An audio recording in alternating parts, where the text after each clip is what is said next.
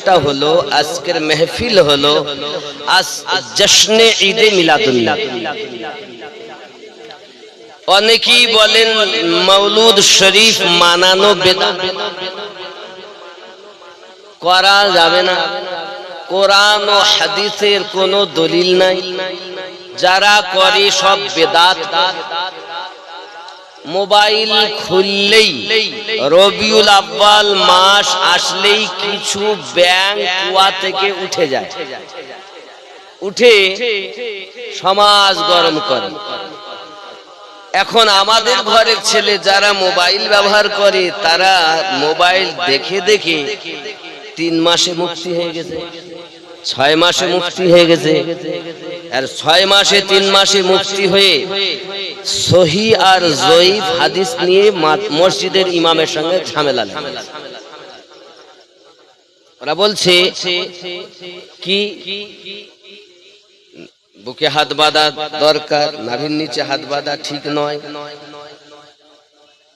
ইমাম সাহেব সিধা সাদা মানুষ, বেশি লেখাপড়া করেননি, উনি তো বিষয় বেশি জানেন না।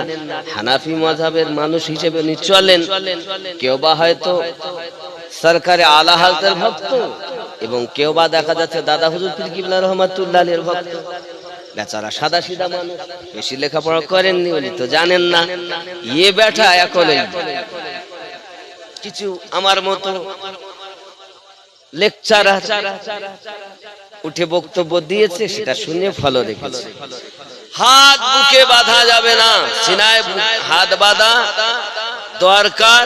আর ইমাম সাহেব বলে বুকে হাত বাঁধা যাবে না, নাভির নিচে হাত বাঁধা ঝামেলা। এখন হাদিস শরীফের বর্ণনা, সিনাতে হাত বাঁধাও হাদিস, অস্বীকার করি ইমানের ত্রুটি। ভালো করে বুঝবেন। আবার কেউ যদি হাত না বাঁধে তাও হাদিস, অস্বীকারী গুনাহগার, নবী পাকের হাদিস অস্বীকারী।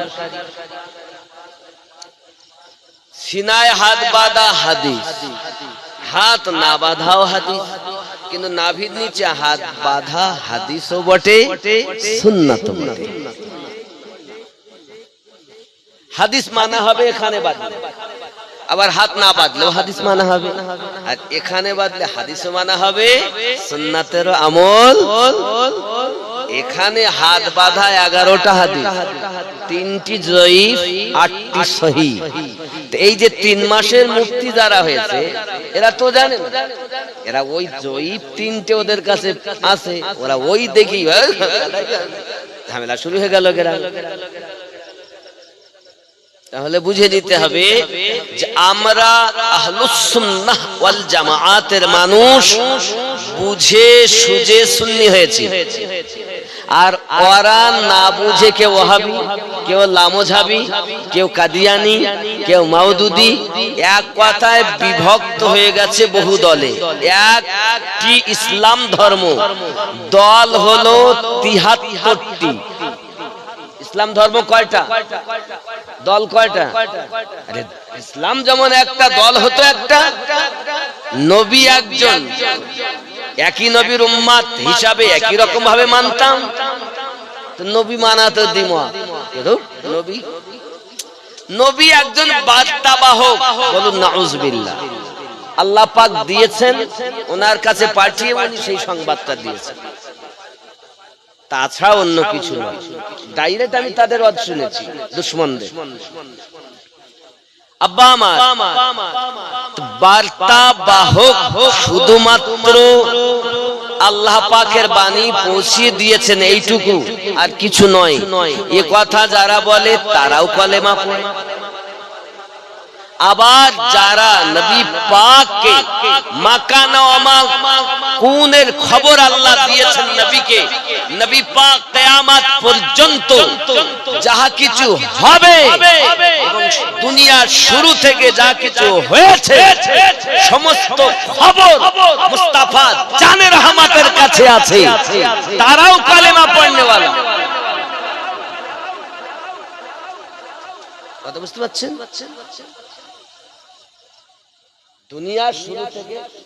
দুনিয়ার শুরু থেকে শেষ পর্যন্ত সব খবর ওনার কাছে।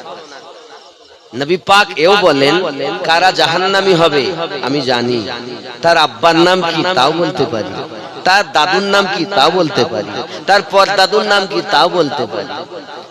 আর এক শ্রেণীর লোক বলছে, দেওয়ালের ওই পাঠে কি আছে এ জ্ঞানও নবীর নাই। জোরে কন নাউজুবিল্লাহ। তারাও কলেমা পড়ে নাকি? কথা কি বুঝতে পারছেন? বাবজি আমার সোনা মানিকেরা, কলেমা পড়ছে বটে মানুষ, কিন্তু এই কলেমা পড়ে পৃথিবীর সরজমিনে এমন ফিতনা করে দিয়েছে, মানুষ এখন সাধারণ মানুষ অত পেজ গোজ বোঝে না। আব্বা আমার তাদের ভিতরে দুশ্মনী এমন ভাবে ঢুকিয়ে দিয়েছে, নামাজ তারা পড়ে, রোজা তারা রাখে, হজ তারা আপনার আদায় করে, যাকাত তারা প্রদান করে, পৃথিবীর জমিনে সব আমলগুলো তারা করে, আকীদাতে তাদের এত গন্ডগোল, ঈমান তাদের মজবুত নয়। ও আমার সোনা মানিকেরা, ঈমান ও আকীদা যদি আপনার দুর্বল হয়, আপনার জন্য জান্নাত হবে না। কারণ জান্নাত হলো তাদের, নবীওয়ালা যারা জান্নাতি হলো তারা।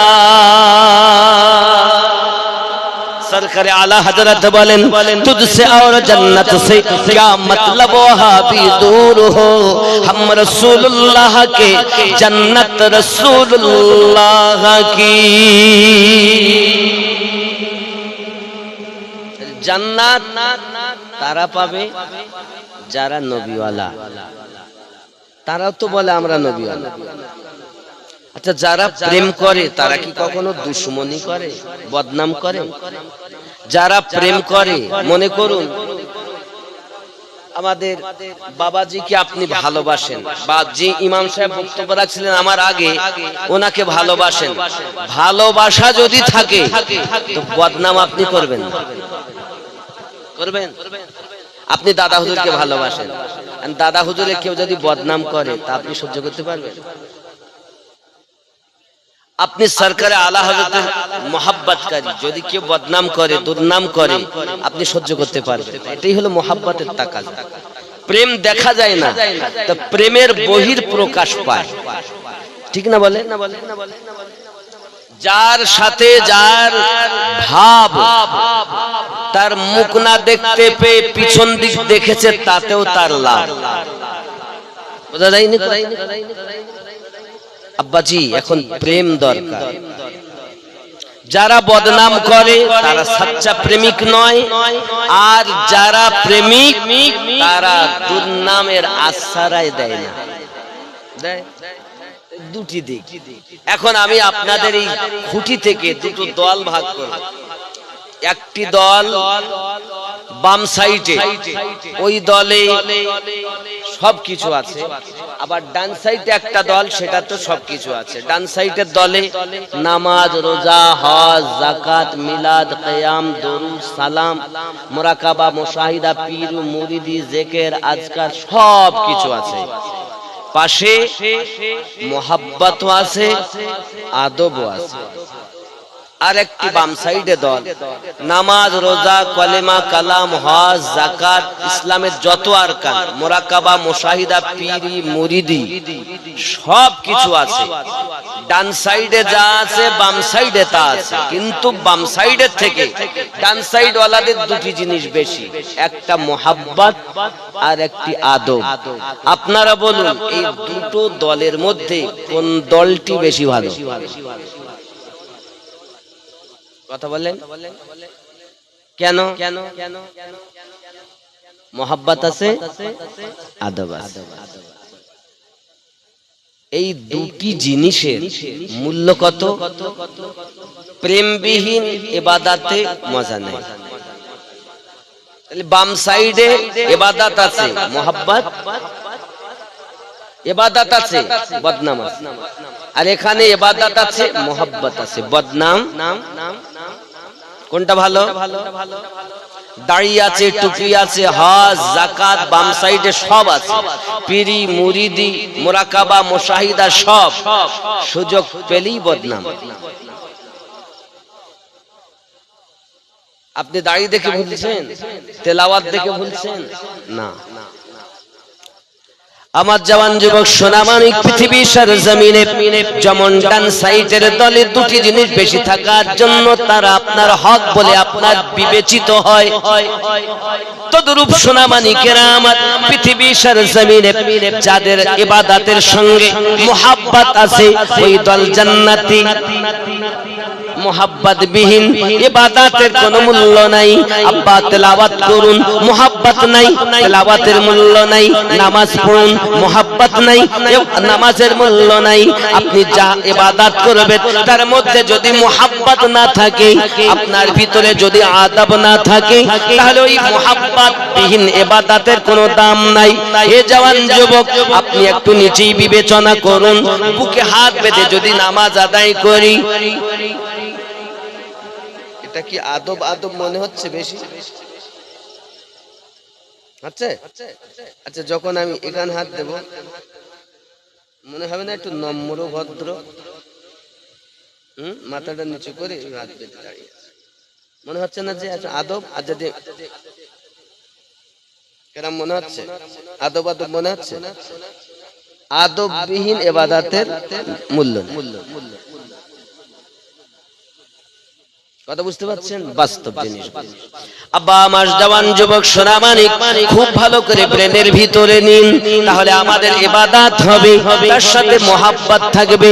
মুহাব্বত করে যারা সিদ্দিক আকবর, ফারুক আদম, উসমান জিন্নুরাইন, মাওলায়ে কায়নাত কারামাল্লাহু ওয়াজহুল কারীম আলাইহিস সালাত ওয়া তাসলিমদের দলভুক্ত তারা, আহলুস সুন্নাত ওয়াল জামাত হলো তারাও। কারণ প্রেমবিহীন ইবাদতের কোনো মূল্য নাই, তাদের মধ্যে ইবাদত আছে, মুহাব্বত নাই। এই জন্য বলা হয়েছে ইশক महबूबे खुदा जिस दिल में हासिल नहीं, इश्क महबूबे खुदा जिस दिल में हासिल नहीं, लाखों मोमिन हो मगर ईमान से कामिल नहीं। अल्लाह